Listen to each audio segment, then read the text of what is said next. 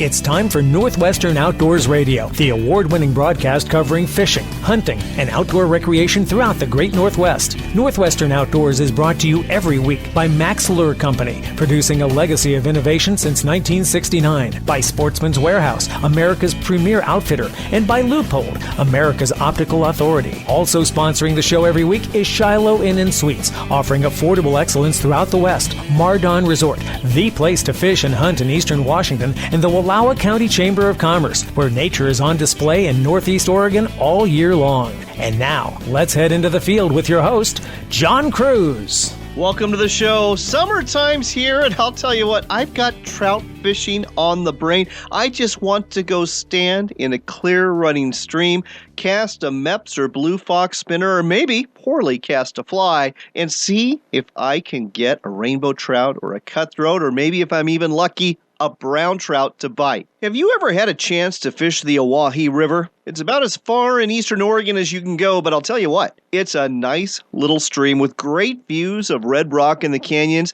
and you can catch and release some really nice brown trout there. I bring this up because I got a chance to relive my memories of fishing there as I interviewed Dan Bovenkamp, who guides as the Owyhee fly fisher for this week's show, and after hearing what he has to say, I think you're going to want to go too. What else do we have for you this week on the show? Well, there's a lot of folks hiking in the backcountry, and there are both black and grizzly bears there as well. Greg Lazinski with the Interagency Grizzly Bear Committee and Idaho Fish and Game is going to tell you how you can minimize your chances of a bear encounter this summer, whether you're hiking, camping, or just have a cabin in bear country. Turning to fishing, now is prime time to go walleye angling on the lower Columbia below Bonneville Dam to Portland, and Max Pro Guide Roger Rauch is back to tell you all about it on an extended Max Minute. With more fishing on the brain, the Oregon Tuna Classic is about to kick off in Ilwaco, Washington, and Garibaldi, Oregon. Del Stevens, one of the organizers of this event, will tell you how you can get involved, the great cause this event supports, and even give you a few tuna fishing tips too. We've got quite a bit of outdoor news for you this week. There's big trouble brewing in the world's smallest harbor at Depot Bay, Oregon, for a well-known charter company. News about an established archery company that had a good portion of its business burned down here in the Northwest, and a story about a conservation officer suspended in British Columbia for refusing to euthanize 2 bear cubs. Throw in our regular fishing report from Mardon Resort at Eastern Washington's Potholes Reservoir, some upcoming events you won't want to miss, and our Sportsman's Warehouse trivia question of the week, where you get a chance to win a $25 gift card from Sportsman's Warehouse, and we've got another great hour of outdoors radio heading your way. But before we go any further, David Sparks has a new edition of Sportsman Spotlight for you, courtesy of the Northwest Ag Information Network. This week on Sportsman Spotlight, Josh Mills with Sportsman's Warehouse talks about an interesting fly fishing trip he had at Chappaqua Lake in Washington's Okanogan County. Today on Sportsman Spotlight, Josh Mills talks about a change in the playbook. This is David Sparks. My father, a couple of friends, typically go to Chappaqua Lake every year around Memorial Day for 3 or 4 days of camping and fishing. And it's just a tremendous lake fishery. They have a clockwork mayfly hatch that comes up every day, which is special because you get to throw dry flies on a lake, which most of the time is a pretty unique situation. Doing this for about 10 years, this is a story about thinking you know what's going on and getting something that is totally against the playbook. And oh my gosh, did it work really well. Well, the second day we were there, going through the mid-afternoon doldrums, picking up a fish here and there, mostly fishing chronomids. All of a sudden we passed by this guy, and a lot of times you talk to the people you go by, hey, how you doing? And the South African guy goes, oh, mate, we're doing good. We're catching them on ants. And I'm like, what? Like little ants, like cinnamon small ant, like size 12? He's like, no, big Chernobyl leggy style black ant. And I was blown away. I was like, no way. And I was like, well, I'm going to eat my words if I catch one. And I look into my fly box and I find the biggest size 2 massive black rubber-legged ant. Put it on and I'm like, well, this is going to go over like a lead balloon. Well, first cast, big rainbow comes up and slurps it down like it was a steak on the gravy train. And we just were shocked. 10 years of fishing this lake, at least 30 days, and I had never seen this happen before. It just kind of goes to show you that every time that you go fish a lake or river or whatever you may be, sometimes the playbook changes. Very true, and that's why we try and always keep an open mind. For over 30 years, the Ag Information Network has been providing news and information for the ag industry. Agriculture is the most important industry in the world, and the Ag Information Network gives you updates on all aspects, from local producers, regional organizations, and worldwide updates. From major crops like wheat, cattle, and corn to specialty crops like apples, hops, and mint, the Ag Network reports on the stories that mean the most to you. Online at aginfo.net and on Facebook and Twitter. Get the ag news you need on the Ag Information Network. The Northwest Ag Information Network is dedicated to providing the ag industry with the latest information when it comes to the farm or ranch. Our website, www.aginfo.net, has market and weather information, stories on all aspects of agriculture, today's chuckle, and links to upcoming events. If you have an event on the horizon, we'd love to know about it. Be sure and send your information to aginfo@aginfo.net, and be sure to listen each day to the Northwest Ag Information Network. The road is calling you to experience one of Oregon's 7 wonders, the Wallowas. So grab your family and spend some time exploring Northeast Oregon's Wallowa County. Visit the state park at the head of glacier-carved Wallowa Lake. Travel the Hells Canyon Scenic Byway. Feel the pioneer spirit, Nez Perce history, and see our Western arts and bronzes. Ascend to the top of Mount Howard on the tram, and you'll see why Wallowa County is one of Oregon's most scenic and adventurous vacation wonders. This summer, take the road that leads to wonders. It begins at WallowaCountyChamber.com.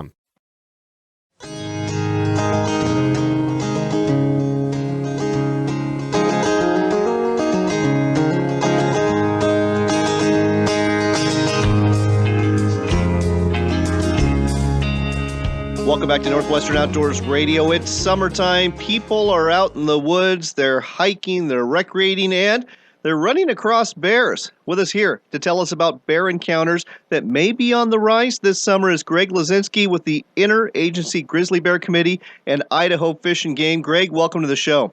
Great to be here. Greg, we've had a really early spring. We've had a really dry summer so far. What does this mean for bear and human interactions? Well, it means that in some places we could see a situation where some of the natural foods wouldn't be as plentiful as maybe they were last year. Last year we had an incredible berry crop and mushroom crop in lots of places, and that meant the bears didn't really have to go anywhere. They just kind of wandered through the woods and munched on those things, and we had a really low amount of conflicts last year. About half of the number of bears that normally have to be managed, so to speak, or put down occurred last year in about 28 versus 50 some. So again, good food years generally mean bears stay away from humans.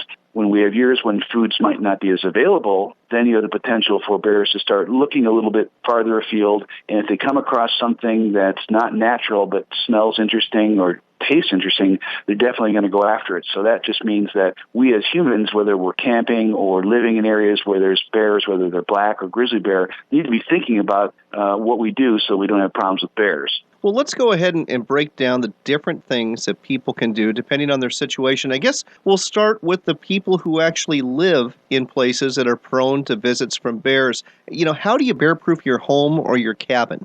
Okay, there's only a few major concerns that we have, and those focus first around garbage. Even though it smells like nasty, rotten garbage to us, to a bear, it's great stuff. So again, you need to be able to lock up your garbage so that when it's time to take it to the dump, you can do that. Or in some areas, there's actually ordinances requiring bear-resistant containers. So again, secure the garbage. Another thing that folks don't think about are barbecues. You know, we get done taking the good, juicy burgers and steaks off. Well, all that other crud that's burnt on there is just delicious for a bear. So what that means is if you're in an area with a lot of bear activity, something like a barbecue grill could actually draw them in and all that lovely crud that's in there. So again, that means locking your grill away when you're done in the shed or somewhere where a bear couldn't get to it. And then the last place we see problems with bears would be with foods that we put out for other animals. Right. Great example would be dog food on the back deck, or bird seed for birds, or even hummingbird feeders. Those are all things that bears love to eat, not just our pets. So we need to think about that. And not that we shouldn't put them out, but put them out in ways that it's either too high for a bear to get to, or once the dog is done eating or not eating, you take that dish in. Those are things we need to be thinking about. And then, of course, if we have things like horses and alfalfa cubes laying around, those are going to be problems that we need to be thinking about more in times when bears are looking far afield for food. You're listening to Northwestern Outdoors Radio. We're talking to Greg Lazinski with the Interagency Grizzly Bear Committee and Idaho Fish and Game about minimizing bear encounters this summer. So we've talked about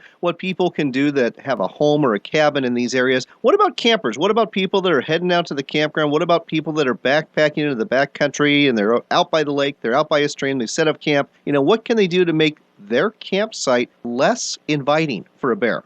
Great question. Well, in some areas, we actually do have food storage orders by the Forest Service, which means that if you leave your campsite, your foods need to be secured in a hard-sided vehicle, or if they're left on a table in a cooler, it needs to be a grizzly bear, or I should say a bear-resistant approved container that can be locked so the bear can't get into it. And so, again, just thinking like a bear when you're in camp helps. Okay, what am I leaving out here that might be attracting a bear? When I go in my tent at night, am I bringing things with me that a bear might want to come in after, like cookies? Right. Or am I leaving something out, again, like a little barbecue grill on the table? So these are all things that might be attractants to bears. And the tough part is that you could do everything right, but the person ahead of you might not have, and the bear could have learned a bad behavior. So it's important to look for notices when you come to a campground or an area, because, again, the agency that's running that could post some very useful information about bear activity in the area. And, again, it's not just bears, it's other things like raccoons or even ground squirrels that can get into food we leave unattended or in a tent. So we just need to be thinking about what can we do to prevent any kind of conflict with wildlife. That's actually a great point, bringing up not just the bears, but the other animals. I don't know how many times I've had chipmunks and squirrels inside my backpack, and that's absolutely a problem. But, we kind of talked about the situation for car campers. Let's talk about those backcountry campers who are in the backcountry. They don't have bear-proof containers, but they obviously have some food with them. What can they do to avoid becoming a bear burrito at night? Well, fortunately, we have not had a lot of problems with bears and humans directly. We want to keep it that way. And the number one thing, of course, is try to reduce, again, those things that are attractants to the bears. And that means, of course, not storing food in your tent, putting it in a bag, pulling it up into a tree, 10 feet up at least, 4 feet away from the tree. A lot of camps do have meat poles or bear lockers. Use those. And then again, if you're going to cook, you don't cook next to the tent. We recommend that in some places it require it 100 yards, a football field away. Wow. Is where you would store and cook your food from your tent. Yeah, it's a long way. But again, you're trying to maximize that distance so the bears, if they go to check out things, they're going to not be checking out right in your campsite. And so again, it's important that if you're cooking fish or bacon, something that's really smelly, you don't bring those smelly clothes into the tent with you. Those go into the bag that has the other food and smellables, and that goes up the tree as well. Again, Perfect. We're never going to reduce all smells, but if you're going out into the woods and you can choose between a sunscreen that has no smell and one that smells like banana flavor, well, I would pick the one with no smell, just because, again, we want to reduce the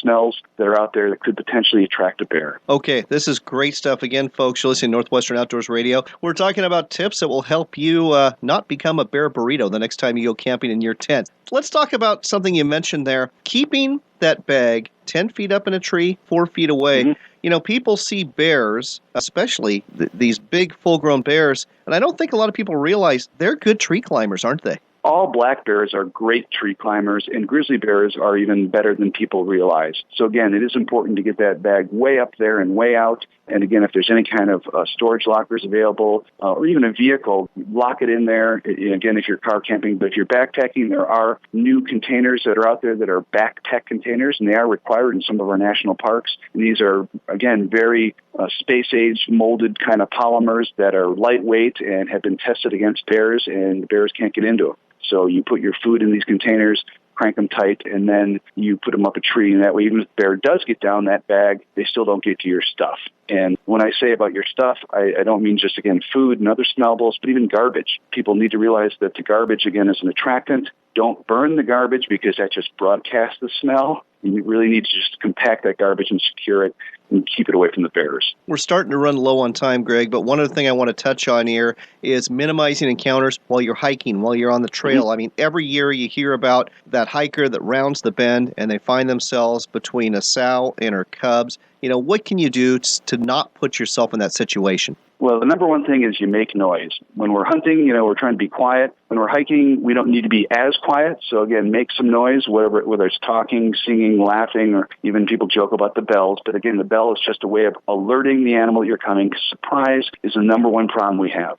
90% of the incidents with bears are because of surprises, whether the sow is with her cubs or a bear is feeding or sleeping or whatever. If they know you're coming, they're generally going to get out of your way. They use trails just like we do. They use that path of least resistance. So again, if we let them know we're coming, they'll generally move on. If we do bump a bear, we don't want to run away. We want to slowly back out of there. We want to be carrying bear spray because just about everywhere anyone who's listening to your show has some type of bear probably, whether it's black or grizzly bear. Then, just, again, travel in groups and travel, middle of the day. If you're out there at dusk or sunrise alone, that increases your chances of a problem with the bear because you're going to be probably quiet. You're going to be, thinking to yourself. When there's the group in the middle of the day, you're talking, having fun, generally not going to have a problem with the bear. All right, we are definitely out of time at this point. Let's steer folks to a website where they can find out more about minimizing bear encounters and living safely in bear country. Go to igbconline.org. That's igbconline.org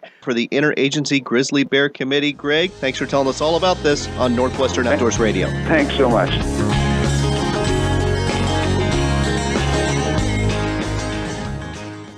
Need a lightweight camp stove for your next adventure? The new Striker Series stove from Camp Chef is the perfect solution. 2 models of this single-burner stove let you cook using propane or isobutane. The heat ring technology built into the stove's cookware lets you boil water in less than 2 minutes. And like everything else in the Camp Chef line, the Striker Series stove is built tough. If you hike, paddle, hunt, or fish and cook while you do it, you're going to love the Striker Series stove. Find it at your local sporting goods store or at campchef.com. Camp Chef, the way to cook outdoors. Great Places Washington, your guidebook to outdoor recreation in the Evergreen State. Look for it on Amazon.com. We're back with John Cruz on Northwestern Outdoors Radio. It's time for another Max Minute, brought to you every week by Max Lure Company. This time around, we're with Roger Roush. He is the owner of Roush Guide Service, and he's a Max Lure Pro Guide and Pro Staffer. We're broadcasting from the Pacific Northwest Sportsman Show, so that's the background noise you hear. You've been a busy guy, Roger. Thanks for taking a minute. No problem. Roger, you fish for walleye on the Columbia like a lot of guides do, but you fish a different part of the Columbia. You fish the lower Columbia below Bonneville Dam. What's your turf, so to speak, that you like to fish for walleye in? Basically, Multnomah Falls down to the I-5 area. I know that there's tournament folks that will fish that area, but you're the only guide I know that does that on a regular basis. What's the fishing like down there? We have an excellent walleye fishery. I've been fishing that for 35 years. Our stocks are as good now as they were then, if not better. Average size of the fish there? 4 to 6. Not going to sneeze at that at all. And what's the limit? 10 a day. Well, think about that, folks. You can basically take home about 50 pounds of walleye on a good day with Roger. So I got to ask you, best time of year to go? Summer months, July, August, September, October. And why don't you go earlier in the year? Because I know in the upper part of the Columbia, everyone's fishing in the winter months. Below Bonneville with that water rushing out of there and tide and everything, it's just a little wild and crazy. It's difficult to find. All right, so from June through November, it's prime time for walleye on the lower Columbia. What are you using to get fish in the boat? By far the most favorite thing is a Silver Dot Smile Blade from Max. I mean, they're a walleye getter in that section of the river. And so are you just fishing this basically with some beads behind it, maybe a slow death hook? No, I haven't fished the slow death very much. It's just basically beads and a night crawler with a smile blade. And how much weight do you need in that section of the river in terms of a bottom walker? Stick with 3 ounces if you're shallow or deep, and it's always a downstream troll. Well, there you go, folks. That wraps up another Max Minute from Max Lure Company. If you want to find out about fishing with Roger Roush, give him a call, 503-880-3780. That's 503-880-3780. Or go to his website at northwestwalleyefishing.com. That's northwestwalleyefishing.com. Walleye anglers all over the Northwest are raving about the new Smile Blade Spindrift Walleye Lure made by Max Lure Company. Lance Mers is with us here to tell us more about it. This lure is fantastic. We've got the patented Smile Blade. We've got a pill float that keeps it just off of the bottom where the fish like to bite. And that Spindrift hook is absolutely phenomenal. You can tip it with any kind of bait. Tip it with a crawler, tip it with a leech, whatever you tip it with, it's going to catch more fish. It's the Smile Blade Spindrift Walleye Lure, only from Max Lure Company. It doesn't matter what sort of adventure you're after, whether it's big game deep in the backcountry, a day of fishing out in the water, or an overnight in the great outdoors. At Sportsman's Warehouse, we've got the gear in here for what you need out there. Gear up for your next adventure at one of the Sportsman's Warehouse stores or shop online. Sportsman's Warehouse, America's premier outfitter. At Loophole Optics, they guarantee performance. Those other optics companies, they just warranty failure. That's why every Loophole product has a lifetime guarantee. Think of it as a warranty you'll never need to cash in on. Find out more at loophole.com. Backcountry hunters and anglers, the men and women working hard to keep public lands in public hands. Check us out at backcountryhunters.org. You can fish from a boat, or you can stand on shore, or you can use a pontoon with carpet on the floor.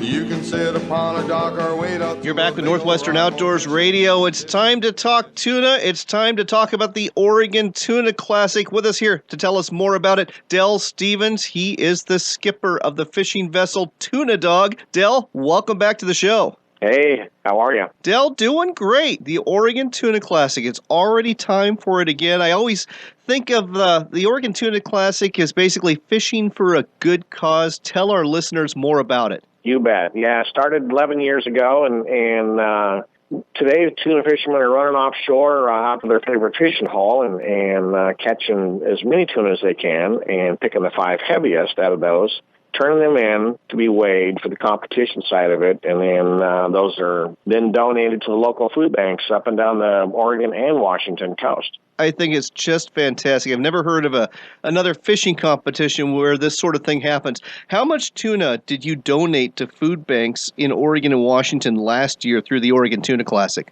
Last year it was about 20,000 pounds. Wow. Yeah, just a little bit over that. We had a record Big Fish Friday at Garibaldi, catching 7,500 pounds of fish on a Big Fish Friday when we normally only catch about 1,500 pounds of fish. So it really ballooned it up. Well, what are the logistics of making this happen? I mean, the weigh-in happens. Do you basically have folks from Northwest Food Bank just ready to clean them and vacuum seal them and take them, or how does that work? No, actually, when the teams register online and then they show up on Saturday afternoon after we have a flare start in the morning at about 6 a.m. and they fish all day, come back in. They have to be in by a certain time, and then they pull up to the dock, offload their fish, and once those fish are weighed and put into a bin of ice, it depends on location. If we're up in El Waco, the Deep Canyon Challenge, those fish are then taken away, and a fillet team from Pacific County food pantries or over in Clatsop County,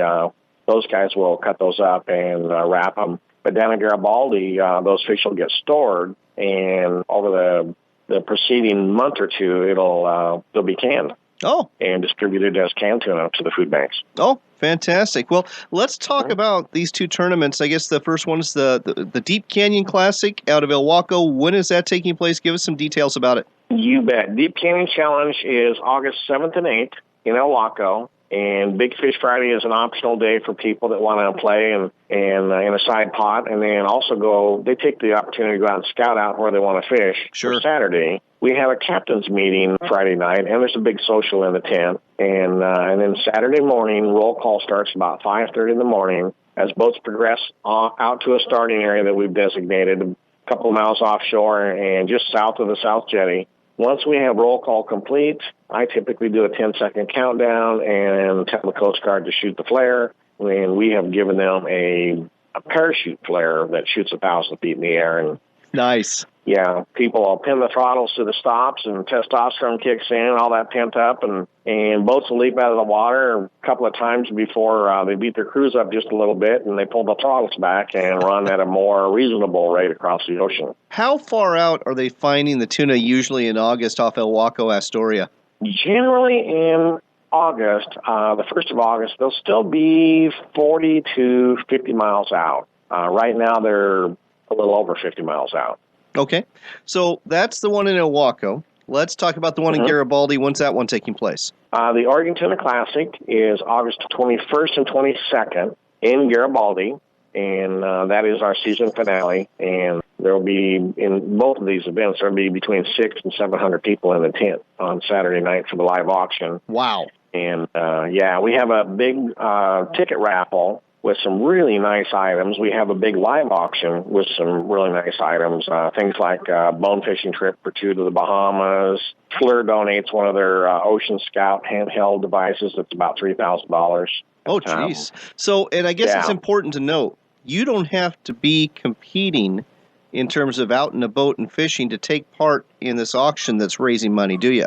No, and a lot of people, that's one thing we have to do a little bit better job of getting the message out is, you know, when there's 600 people in the tent, only about 300 of them are actual participants. The rest of them are all family members, spectators, volunteers, or just people from off the street. And we want people to know that they can go online and buy a dinner ticket and show up and participate in all the raffles and participate in the live auction as well and have a great time. So, does the money from the live auction and the raffles, does this become the prize money for the tournaments, or is it going to another cause?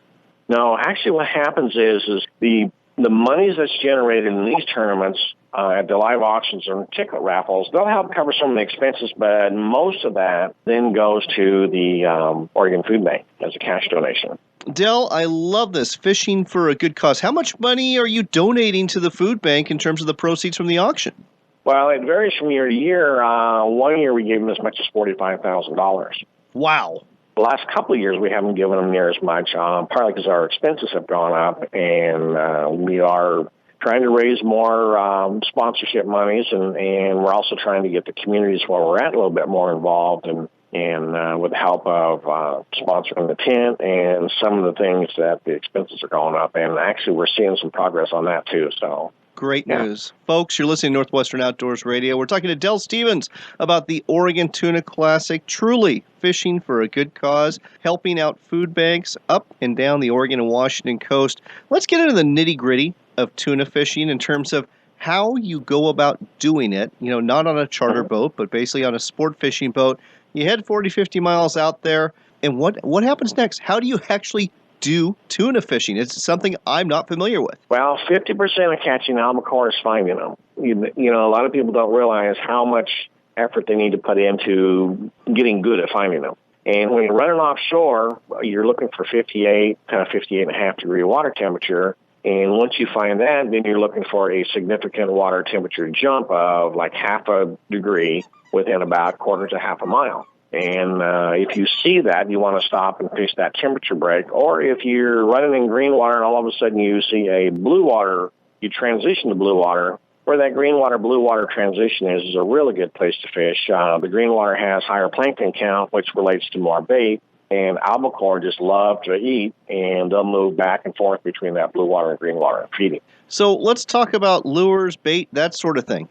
Yeah, the most common method of fishing for the people in the Northwest has been, for the most part, trolling tuna clones and tuna feathers, as well as cedar plugs. And they'll troll those, put them out, create a V shape to the boat, with the farthest ones being your outside rods, the shortest ones being the inside rods. And they'll be anywhere from 25 to 75 feet back behind the boat and trolling between 6 and 8 miles an hour. Okay. And tuna hit those things, and they'll peel line off, and as long as you keep going 7 to 10 seconds, they'll keep running the other direction, and you have an opportunity to try to load the other rods up as well. Since they travel in big schools, it's not uncommon to get 3 or 4 fish hooked up at one time. Oh, my goodness. And average size for these tuna? Oh, most of the time, average time, early part of the season, which is July and August, they'll be about 18 to 20 pounds. The latter part of the season, which is September and October, they could be in the mid-30s. Sounds fantastic. Del, we're out of time, but before we go, let's steer people towards a website so they can find out more information about the Oregon Tuna Classic and maybe show up and participate, either as an angler or as part of the raffles and the auctions. You bet. It's OregonTunaClassic.org. Easy website. That's OregonTunaClassic.org. OregonTunaClassic.org is the website. Check it out again. It's fishing for a good cause, maybe even a great cause. Del, thanks for telling us all about it. Thanks for helping to put this together every year, too. Appreciate it, John. Goose Lake, Gull Lake, Round Lake, Pearl Lake, Rice Lake, Sugar Lake, Mud Lake, Long Lake, Ant Lake, Swan Lake, and Lake of the Woods. Oh, I fish everywhere. Leupold Gold Ring Optics are built to perform at the highest level, shot after shot, year after year. Our rifle scopes, binoculars, spotting scopes, rangefinders, and more always come through when you need them most. That's why our American-built products have a lifetime guarantee. Or as we like to say here at Leupold, they are guaranteed for a lifetime of performance, not a lifetime of replacement. Find out more about our top quality gear and our lifetime guarantee at Leupold.com. Leupold, America's optics authority. Do you want to go fishing with an actual legend? You can. His name's Ed Iman. He will take you fishing for walleye, for sturgeon, for steelhead, and smallmouth bass on the Columbia River between the Dalles Dam and McNary Dam. I'm Ed Iman, and I'd like to take you fishing on the mighty Columbia River. That's Ed Iman. Give him a call at 541-298-3753. 541-298-3753. Go fishing with Ed at 541-298-3753.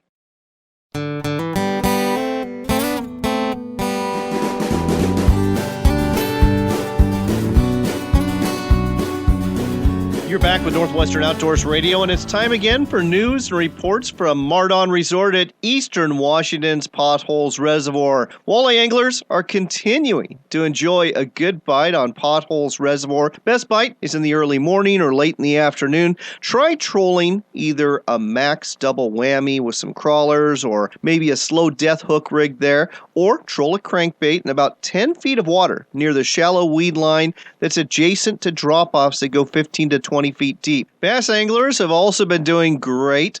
Topwater bass bite has been amazing. Many anglers are finishing their bass fishing before noon. One place to catch them and one place I'm going is off the face of O'Sullivan Dam. That place is full of smallmouth bass. If you don't have a boat, don't worry. You can catch fish right off the dock at the resort too. The perch bite and crappie bite has been really good this year. Find out more about fishing for bass, walleye, perch, crappie, and more by going to mardonresort.com. It's a great place to stay. We're heading there ourselves. The website again, mardonresort.com.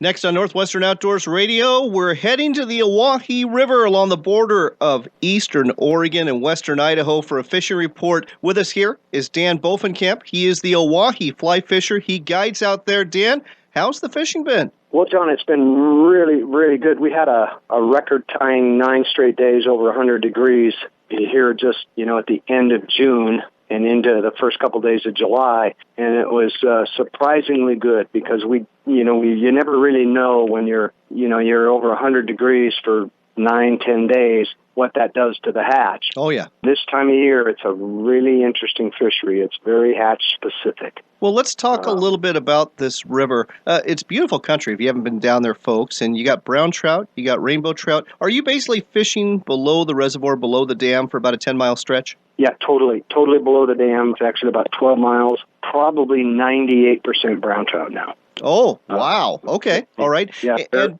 average size of the brown trout, I want our listeners to know because this is a good fishery. I'd say average is 18. That's a wonderful average to have. Oh, I mean, we hook a 15-inch fish and we go, that's a little guy. So, yeah, average is 18. We do go over 20 a little, not very often. You got to go pretty deep to probably get those big. My biggest fish ever on the Owyhee is 27. Oh, wow. And actually did take it on a dry fly in the spring when the water was low. But most of my clients do not like to fish streamers.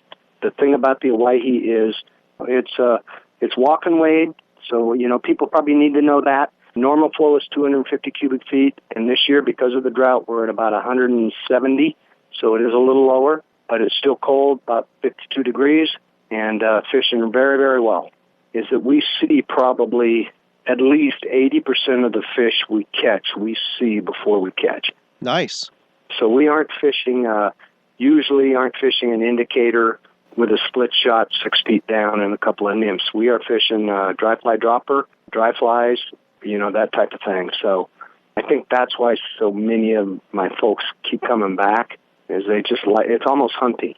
It sounds that way. So, Dan, I'm going to do something to you that I love doing to fly anglers, and it drives them all nuts. 2 flies. Give our listeners 2 flies they have to bring with them if they're going to fish the Owyhee in July and August. Oh, July and August. A hopper. Okay, fair. And If I were them and they were fly tires, I'd tie my own. And I do not own a shop. Okay. I'm just an outfitter and a guide, and I have a fellow guiding with me who's fabulous. We tie our own hoppers because we do not want our hoppers to look like the shop hoppers. Oh, interesting. Okay. No, and it's important. I get it. These fish probably see that same shop hopper drift by, every single day. So I guess that makes perfect sense. Oh, yeah. John, it's a short river, so they are pressured. Very true. Yeah. And funny thing is, folks, they're not pressured by Oregonians. They're almost exclusively pressured by people coming from Boise because it's only an hour away. So, Dan, we are actually running out on the clock here. So let's give people a website because I know you offer day trips out there for good prices. What's the website so people can find out more? It's OwyheeFlyFisher.com. That's OWYHEE, flyfisher.com. Again, that's OwyheeFlyFisher.com, OwyheeFlyFisher.com. If you want to fish a very scenic river for some very nice brown trout, give Dan a call or go to his website at OwyheeFlyFisher.com. Dan, thanks for telling us all about this on Northwestern Outdoors Radio. You're welcome. Turning our attention to outdoor news, a tidal wave of trouble hit a well-known charter company operating out of Depot Bay, Oregon.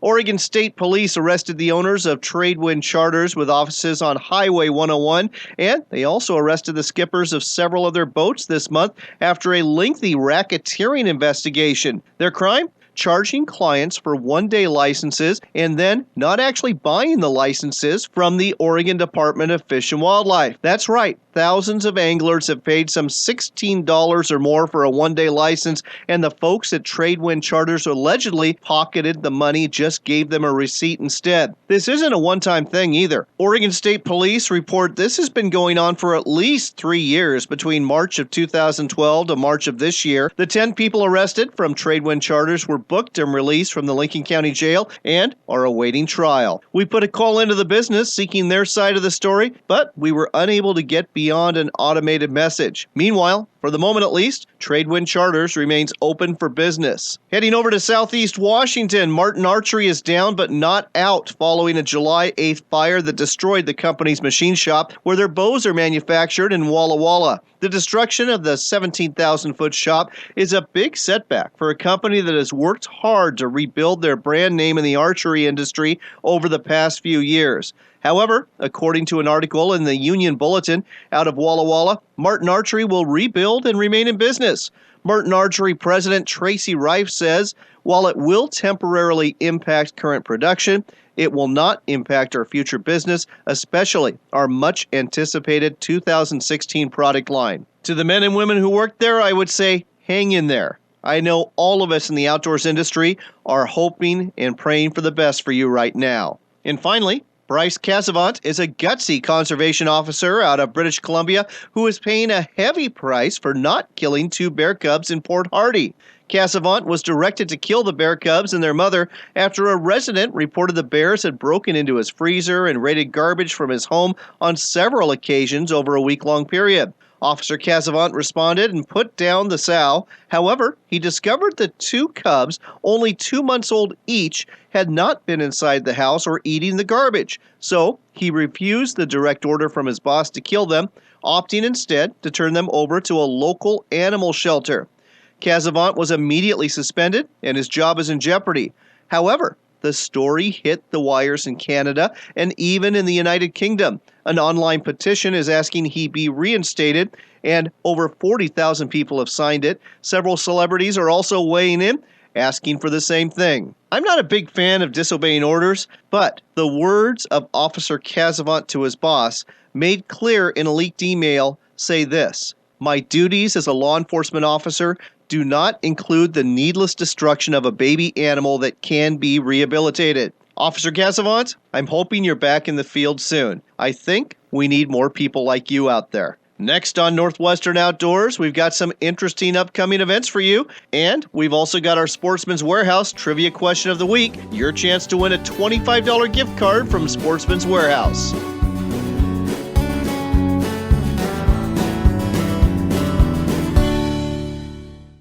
Hello, I'm Mark Hemstreet, owner of Shiloh Inns. Shiloh is proud to be celebrating over 40 years of providing you, our valued Shiloh customers, with Shiloh's sincere friendliness, efficient customer service, and clean, comfortable, attractive, non-smoking rooms and suites, all at an affordable price. Shiloh also offers many free amenities like free Wi-Fi and free continental breakfast or hot, full, delicious breakfast at most Shiloh Inns, as well as pools, spas, steam, sauna rooms, exercise fitness facilities, and business centers. And even the kids stay free. And for you dog lovers, Shiloh is very dog friendly. So ask your best friend where he or she wants to stay. Next time you're traveling for business or pleasure, we think you'll get a paws up for Shiloh Inns.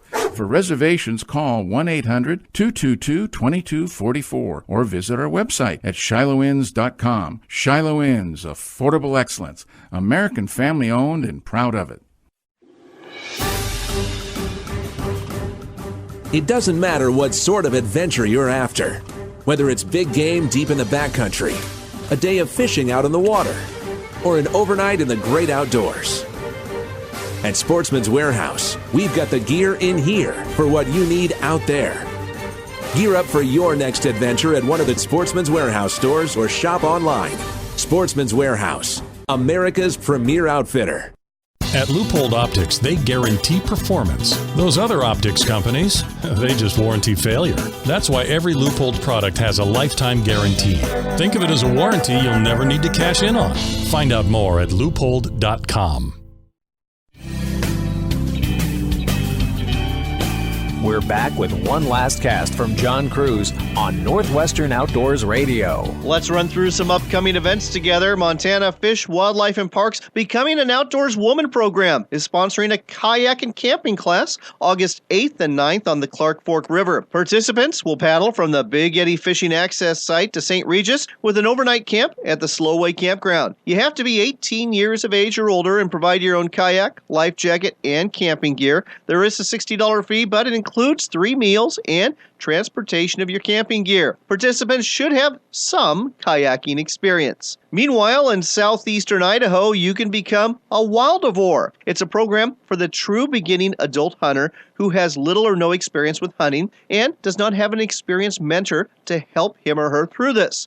It's been divided into 3 sessions, each one covering different aspects of hunting and culminating with a mentored hunting experience. The first session is on August 22nd from 9 a.m. to 4 p.m. at the Idaho Fish and Game office in Pocatello. There's also going to be a field excursion to the Portneuf Wildlife Management area that day. Session 2 is August 29th from 9 a.m. to 4 p.m. This session will also start off in the Fish and Game office in Pocatello, and then you're going to be going to a shooting range where you will practice safe gun handling and target shooting. Session 3 occurs over 2 days, where you'll learn things like deer skinning and processing. That's going to happen Friday, September 11th from 6 p.m. to 9 p.m., and again on Saturday, September 12th from 9 a.m. to 4 p.m. After you've completed all of this, you'll be matched up with an experienced mentor for a deer hunt. This looks like a great opportunity. You can find out more by contacting the Idaho Fish and Game office in Pocatello. There are some upcoming events taking place at Sportsman's Warehouse stores, too. At the Medford store in Southern Oregon, there's a Dog Training 101 seminar going on Saturday, July 25th from 1 p.m. to 3 p.m. Jim Adams is going to go over the basics of crate training, obedience training, and upland bird hunting. No cost to attend. Another free seminar is taking place on the 25th at the Federal Way store in Western Washington. This one's an Intro to Muzzle Loading seminar, 1 hour, 2 p.m. to 3 p.m. Come on in, learn the basics of muzzle loading so you can try out some new hunting this fall. And now, it's time for your trivia question of the week. This bird is a common sight for backcountry hikers. Its colors are gray and white. It's apt to eat right out of your hand and has the nickname and reputation of being a camp robber. But what is the proper name for this jaybird? Give us your answer, and you are entered to win, if you guess correctly, a $25 gift card from Sportsman's Warehouse. We give one away every week. There's 2 ways to enter. You can go to our Facebook page at Northwestern Outdoors Radio, like our page, and then give us your guess on the post that we're going to have there, or go to our website at northwesternoutdoors.com. Simply go to the Contact Us page, and again, let us know what your guess is. The question again is, what is the proper name for that bird, often known as a camp robber? We'll pick our winner after our last broadcast this weekend. After you get off our website, I've got another one for you to check out. It's RenoViolaOutdoors.com. That's the home of WRVO Radio. It's an internet radio station that has over 30 outdoors programs that air 7 days a week. Our show airs 4 times every Wednesday, and there's lots of other great shows there too. The website again, RenoViolaOutdoors.com, the home of WRVO Radio. We hope you've enjoyed this broadcast. Our musical lead-in to our Bear Awareness segment was appropriately titled Bears by Lyle Lovett and his large band, and John Kurkowski, who fishes everywhere, is the artist who gave us our lead-in for our interview with Del Stevens about the Oregon Tuna Classic. I don't know about you, but like I said at the beginning of this broadcast, I've got an urge to get out of the water and go fishing. So until next time, take care, God bless, and make it a point to spend some time outdoors.